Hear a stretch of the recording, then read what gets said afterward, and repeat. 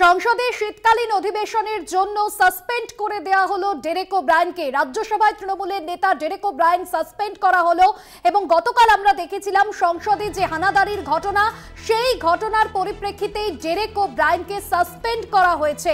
তবে যেমনটা জানা যাচ্ছে যে নিরাপত্তায় যে এত বড় ফাঁক, সংসদ ভবনে কিভাবে অপরিচিত দুই ব্যক্তি প্রবেশ করলো, এই সমস্ত নিয়ে যখন প্রশ্ন তোলা শুরু করেছেন বিরোধীরা, তখনই কিন্তু এই একই পরিস্থিতি বিরোধীদের যে মন্তব্য, অমিত শাহর বিবৃতি দাবি করেছেন রাজ্যসভায় তৃণমূলের নেতা ডেরেক ওব্রায়েন ইতিমধ্যেই সাসপেন্ড। প্রত্যেকদিন আমরা সংবাদ মাধ্যমেই দেখেছি যে ৩০০-র উপরে এখানে নিরাপত্তারক্ষী থাকে। কালকে ১৭৬ জন ছিল। কেন ছিল? তাহলে কি এরা আগে সেই যে ওপর থেকে ঝাঁপালে আমরা পড়বো না, বা প্র্যাকটিস করে গেছে?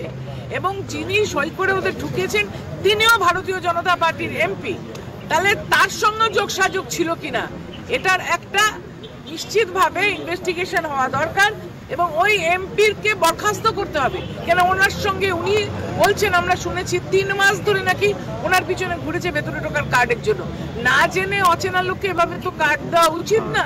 যারা দুষ্কর্মের সঙ্গে যুক্ত, যারা ভারতবর্ষের সুরক্ষাকে এইভাবে বিঘ্নিত করছে, সুতরাং এটা একটা আরো অনেক বড় ব্যাপার। এটা নয় একটা স্ট্রে ঘটনা, এটা কোনো অযথা রাজনীতি নয়, এটা নিরাপত্তা of the people, by the people, for the people of our country.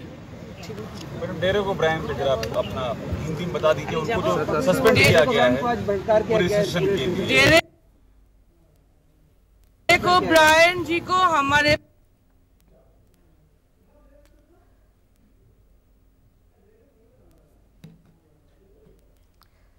আমরা নজর রেখেছিলাম তৃণমূল নেতৃত্ব, তারা বক্তব্য রাখছিলেন, কাকলি ঘোষ দস্তিদার তিনি যেরকম বক্তব্য রাখছিলেন, এবং সংসদে এই প্রতিবাদ করায় কিন্তু চরম হই হট্টগোল পরিস্থিতি তৈরি হয়। ডেরেকের সাসপেন্ডের প্রতিবাদ, আর তার জন্যই কিন্তু চরম হই হট্টগোল। আপাতত দুপুর 2টো অবধি মুলতবি ঘোষণা রাজ্যসভায়, এমনটাই জানা যাচ্ছে।